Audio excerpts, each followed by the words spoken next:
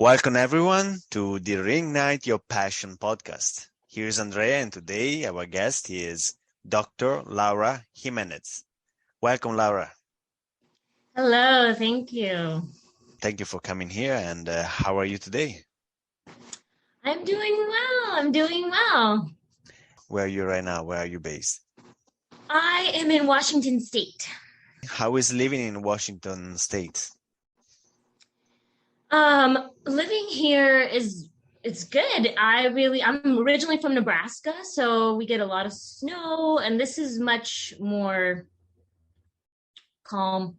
We get maybe a few inches, a few days a year. Okay. Lots to do outside. So I do a lot of hiking and lakes and beaches, and so it's nice. Nice.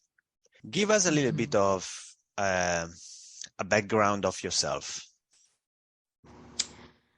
I was born in Nebraska, and I always was interested in science and medicine, but I thought I was going to go into pharmacy. And I tried to get into pharmacy school for a total of 6 times. And it was like really wearing me down, but at the same time, kind of how this pertains to passion, I was very passionate about the fact that people were being, they would arrive to the pharmacy, they didn't know what they were taking, why they were taking it. And the insurance companies were mandating what the patient would take. A lot of times, whatever the doctor wrote, that wasn't even what people were getting. And so I was really fired up about it. I was really upset about it. It was really sad to see like kids on ADD medications. And so when I learned about naturopathic medicine, it was a breath of fresh air to think that we could support people in a different way. And a lot of the things they thought about plants and my grandfather was a shaman, and so he worked with plants and herbs. And so I grew up. My mom grew up giving us, tons of different types of plants and herbs when we were sick, and so I just grew up that way. And so it was really exciting to be to learn about this type of medicine and to feel like I could be part of the solution and not a part of the problem. It was really cool. And then I went to medical school, and that was crazy. And it was exciting though, because I got to learn how to help people heal. And that's something I don't know if in general people think is possible. So then I got out of medical school. Now I've been practicing for 10 years. So I really felt a huge calling to support women, because I feel like we're misunderstood and not listened to and kind of brushed off. And so, and I experienced that myself in the medical field, even in the naturopathic medical field. I remember I was pregnant and miserable, and no one would touch me with a 10-foot pole because everything's so dangerous for a pregnant woman. And as I've practiced, I've realized it's so much easier to work with pregnant women than they make it out to be. That's kind of what inspires me now. Great. So is that your passion? It is. It really is. It's like to be able to support a woman, to make her feel like she's being heard, and then also support her in a way to make her feel good is so important to me. It's a huge passion for me. Okay. So you are right now a naturopath? Yes. Okay. What is a naturopath? So I specialize in preventative medicine, and I use things like herbs, nutrition, and vitamins to help people get back to health. If we can support the body, then the body will heal itself. Right. Okay. What's the story behind becoming a naturopath? Like specifically, if you could bring up any story of yours. It was kind of this whole pharmacy story. But another thing that really fueled my passion for it was, oh, you mean the story behind naturopathic medicine in general? No. Your own experience about it. My own experience. Yeah. Yes. Yeah, so I did really relate to the fact that like we could use plant medicine to help people. And I had a huge calling and I had a lot of intuition about it. When I started working with people, um, I would think about like 15 different herbs that could help them with stress, right? But I would kind of really get the flavor of a person after talking to them, and I could pick out maybe two or three. And that was something that also like really fuels me as well. Because these herbs, I really feel like herbs, they're so intelligent. Like they're not like medicine, it's like you take Advil and it stops inflammation. There's like one mechanism of action. But if you took an herb like mint, so simple, but it has probably 5 or 6 different actions, and every person who takes it won't have the same reaction because your body gets to choose how that interacts with your body. So it's always so interesting, and it's very like it's super curious and interesting to see how plants will help people, and which plants I intuitively can feel for a person when I'm sitting with them. Yeah. So, I mean, like, based on what you're saying, let's say if I get a supplement of an herb, so it actually change is effectiveness on a different person. It's true. That's why some people will say this plant, this herb didn't work for me at all. Well, it was probably not the right herb for you. That's why, exactly. Even on the reviews on Amazon, when I get supplement, some people just say it just doesn't work. I was like, what? Yeah. Yeah, and you look at the reviews, you're like, how can they be so different? Like one person say, this changed my life. Right. And another person said, this is worthless. That's interesting. If you could go a little bit deeper, let's say while you're working with the clients, how does it work exactly, naturopath? So I sit down with a patient, and I spend anywhere between, like on a first visit, I would spend anywhere between 40 and 60 minutes to really get their history. What kind of things they're concerned about, and looking at their whole body system. I'm looking at, how does their digestion work? What kind of foods do they eat? Their family history. And as I'm doing that, I always call that first visit my data day, because I'm just collecting all this data, this information. And at the same time, trying to start connecting the dots, like this is definitely connected to that, and that's definitely connected to this. And then I order labs, looking at their, depending on what kind of symptoms they have, I will sit down and order labs looking for like nutrient deficiencies or food sensitivities. It's a big one. Yeah. Cholesterol levels, thyroid levels, hormone levels. So I'm doing a lot of just investigating, trying to figure out the underlying cause to their concerns. Nice, beautiful. You seem very, very passionate about it. Yeah. Why are you so passionate about that? Why? Because this is the thing, is that people, especially now, I think it's even getting worse now, but people are out here and they're not feeling well, and they go to the doctor, they're seen for about 5 minutes, and the doctor hands them a prescription for a medication. Yeah. And sometimes they're just written off completely, like, oh, you'll be fine. This will go away. It's not going to cause any problems for you. And it's like, well, why did the person wouldn't have come into the doctor's office if it wasn't causing any problems for them, right? Mm-hmm.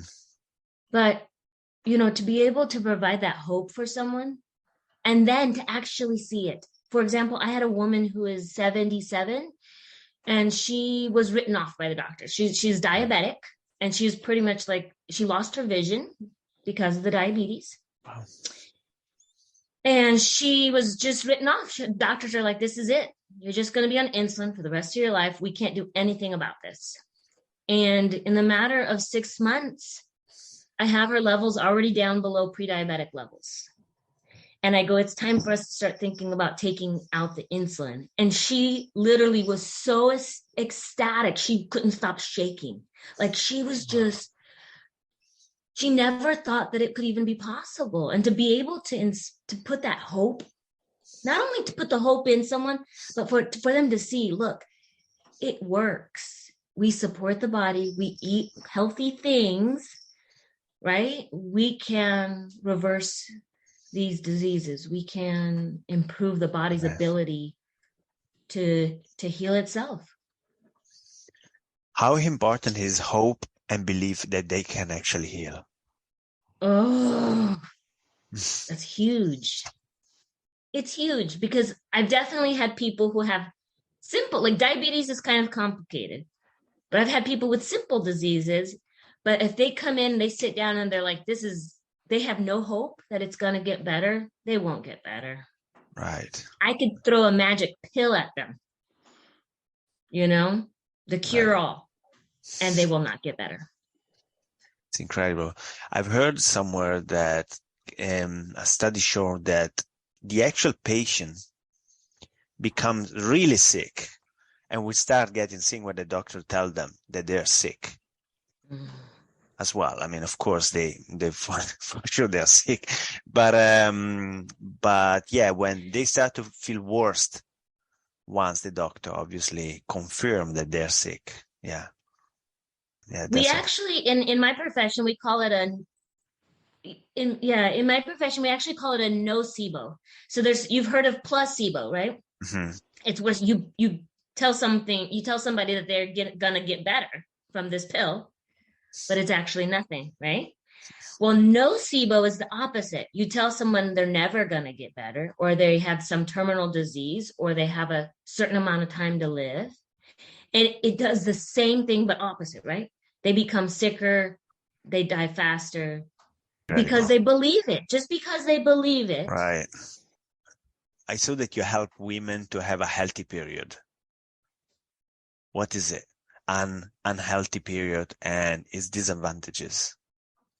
Yes. So a healthy period would be a cycle that lasts for 28 days, and it should be you shouldn't have symptoms before your period. It should be fairly even when we get close to our period, there is amount of cramping that should happen because a part of having a period, we release hormones that are inflammatory. Right. And so there should be minimal amount of like lower abdominal cramping.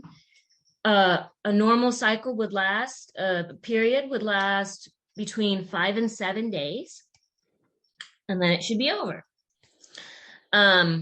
So when women say that they have headaches or migraines before their period, that's a definite sign that there's a hormone imbalance. If they have severe cramping, I've had a lot of women who like stay home. Can you imagine 20 years of their life, they stayed home 2 days before their period wow. It's incredible. So yes, cramping, headaches, mood changes, periods that last longer than 7 days, or cycles that are shorter than 25 days or longer than 35 days are all abnormal. That's all abnormal. Women should not be feeling horrible every month. That's interesting because it seems like to be the norm. Right. It's very common, and most Right. women do experience it, Right. right? But it's not normal. So it's not normal. And what do you do what do you actually do exactly? So Yeah. normally I would figure out, I would look at their hormone levels. And I can actually tell a lot of times just from symptoms, I can tell what kinds of things are out of alignment. But I usually will still run hormone levels. We can do urine testing, and not only will I can tell where their hormones are, but I can tell how well they're detoxing hormones. So this is an important piece of the misconception of hormones and cancer. We have hormones, women have hormones. We make estrogen, we have testosterone, and we have progesterone, and we have to detox these through our liver. Mm. So if the liver is bogged down by toxins, it's not going to detox it very well. Okay. And if that happens, that's when people start having symptoms. It's a lot about the liver. It is a Is lot that about the liver okay? and the gastrointestinal tract too. After the liver, they go into the intestines and they get removed from the body. But if we don't have normal bowel movements, we're not getting rid of those toxins and we reabsorb them. So having a normal bowel movement would be one time, at least minimally one time a day. And it's important so that our body can get rid of toxins. And Mm-hmm. that's another one that people are like, I have had a bowel movement one time every 3 days for my whole life. That's totally normal for me. And I'm like, well, that's normal for you, but it's not healthy. It's not normal. Okay, thank you. Thank you for these clarifications. And fertility. Fertility. Why Oh, this is women so should exciting. seek help on fertility? What's going on? So this is the thing is that fertility actually, we should be thinking about fertility and healthy pregnancy at least 3 to 6 months before it even begins. Because moms pass on all of their toxins to their babies. We'll just say a portion. I don't know. We'll say 5% or something. But when women come to me and they say that they want to get pregnant in the next 3 months, I say, look, to be safe about it, I really would like to detox you. And then maybe in another 3 months, really work on diet, nutrition, make sure that you have a healthy body composition, like good muscle, low fat, make sure you're not like pre-diabetic, right? I really want to make you super healthy. And then we'll think about starting to get work on fertility, on getting pregnant. Wow. Yeah, so there's a lot that we should really be really super as healthy as we could possibly be prior to even thinking about getting pregnant. Beautiful. Love it. And I was just wondering, why is it, I don't know if it's nowadays, but it looks like that nowadays is so much harder to get pregnant and so Mm. much easier as well to actually just having a miscarriage. Yeah, it's because there's so many things. Right. Sure. But I really feel like the underlying cause is toxins because I mean there's that piece. There's two pieces. I think it's toxins. We live in a very toxic world now. And I'm going to talk about that in just a second, but the other piece is the stress. I really feel like when we think about I feel like stress is like the number one killer in this world, Right. right? Because we're undergoing way more stress than anyone did prior to us. True. We work more, we eat poorly, we're not successful, or like our productiveness is measured on how busy we are. And that takes a toll on everything, on our reproductive ability, on our mental health, on our ability to manage sugars, Right. on our ability to kill our own cancer. We have that ability, but stress it is a big burden. And it definitely affects fertility. women get really caught up in this. I don't think people wanted to have babies always. It's a part of who we are as, human beings. Human being. But we didn't care about it the way we care about it now. Like, I have to have a kid by the age of 25 or by the age of 30. And if it doesn't happen, and I have to get this raise at work, and it has to happen right in between these. I've had women who say, I want to get pregnant between December and January 31st so that, taxes or time off work, and I'm like, this is crazy. But I think that's why fertility has become such a big issue now. And then the toxic piece, I tell people, the minute you walk out your door, you're bombarded with toxins. Mm-hmm. A lot of people, I tell people all the time, you should eat organic when it's available and affordable. And even now, we're starting to question, like, how organic is the organic stuff? Oh, right? yeah. Of course. The farms are right next to other farms. I've heard horrible stories about like chickens and chicken eggs. The companies are kind of trying to cut corners to just be able to get that organic stamp of approval. If we manage the stress and we do our best on what we eat and what we breathe and what we drink as well, especially water, and then I think the body can actually hold until the end. It's true. It's so true. Like, I've seen people be able to turn around what they put in their body and, reverse diseases, maintain health into their 80s. Right.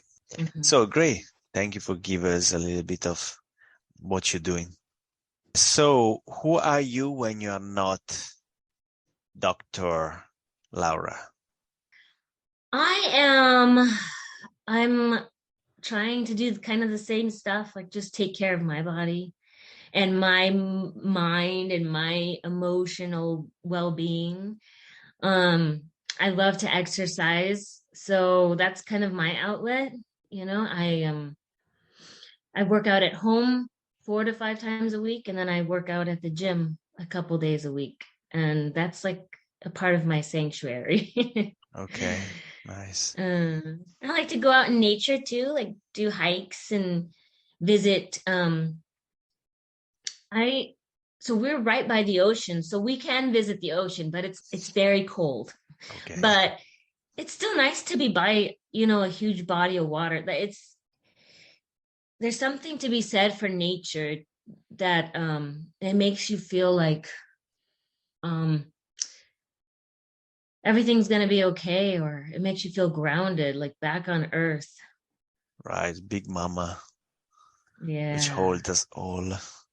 And just say, it's chill, just relax, just enjoy me. Exactly. Just enjoy me. Yes, that's true. What impact do you think you will have in the world? Oh, wow. Damn. You know what? I hope that what I can offer to the world is some sense of there's a sense of responsibility that we have over our body and our health. And responsibility doesn't have to mean like a burden. It could mean that, hey, I can do this, right? Like, I hope that I can inspire people to feel like they have the capability to do this, to take care of their bodies, to feel well again, to to continue to take care of themselves so that their body can continue to thrive. What are the 5 things you're grateful for? I am grateful for I'm grateful for my health. I'm grateful for my children. I didn't mention those 2 little critters. I have 2 kids.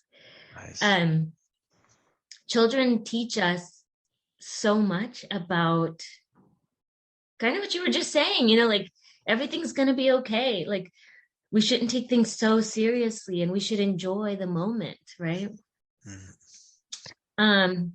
But yeah, I'm very grateful for them, and I'm grateful for my family, and I'm grateful for um this medicine, and I'm grateful for I've had a few coaches and mentors on my path, and we all need someone to help us remember who we are, or remember our worth and our capabilities. And I'm grateful that I have those people in my life too. Mm-hmm. So this one was meant to be my last question, but something came up when you talked about plant medicine. So Mm-hmm. so my next question is, what is your take on ayahuasca and this kind of plant medicine? Oh, yes. Have you done ayahuasca? Yeah, I did. Yeah. Yeah. So I believe, yes, I totally think that plant medicine should be utilized in the right environment. And I think it can be so powerful.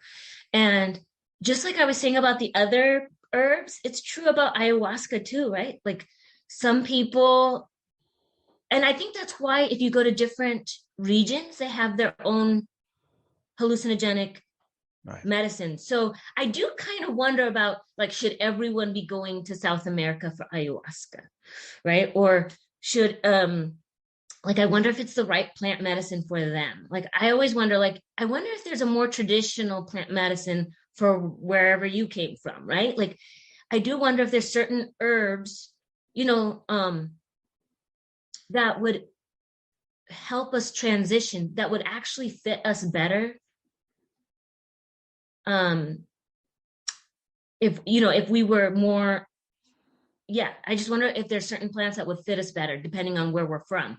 That being said, I think it also matters about what you're going through, because certain plants, for example, sometimes I will use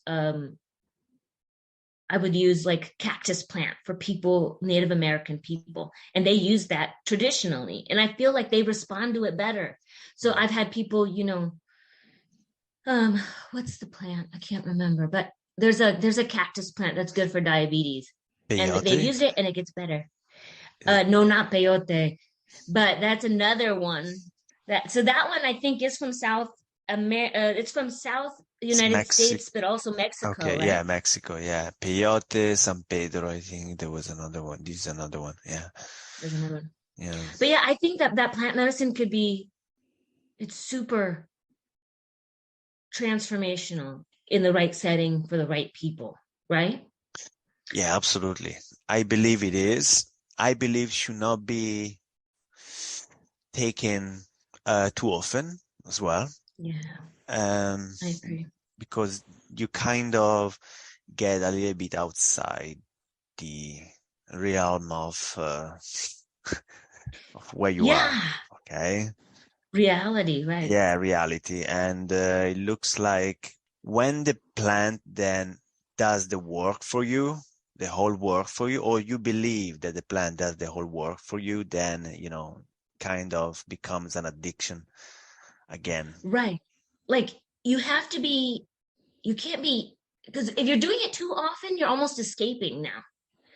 The idea is to be with the plant, to learn from the plant, and then to take that back to your own life and change. That's where the transformation happens. But if you're in it too long, you don't have time to come back and do the work and do the transformation. Let the medicine do its work as well, right? You have Right. to you have to sit with it, but then you have to step away from it and let it do its work. And I really do feel like people need, yeah, I think like uh so yeah, I feel like it could be years. You have to really listen to what that means for you, but yeah, letting the medicine do its work, and then when it's time again, stepping back in. I totally agree. And I guess it's more or less a little bit like what you're doing in your own practice. The herbs and they helping you they walk with you. It's not like, Mhm. like a medicine, strong medicine that comes in and just Does the kind work, does the work. right? So yeah, so I completely agree to work with herbs, plants, but with a certain attitude, let's say. Great. Thank you so much for this beautiful conversation. And Mhm. you give us a lot of insights about what it is as naturopath, your work, and how much beneficial and beautiful where people can find you. Mhm. Yes. So I am on Instagram at naturopathlaura. And then I have a website called naturopathlaura.com. And that's spelled Okay.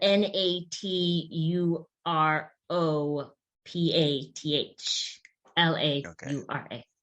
Okay, so once again, thank you so much, Laura, for Oh, being here. thank you. What an exciting talk. It was fun.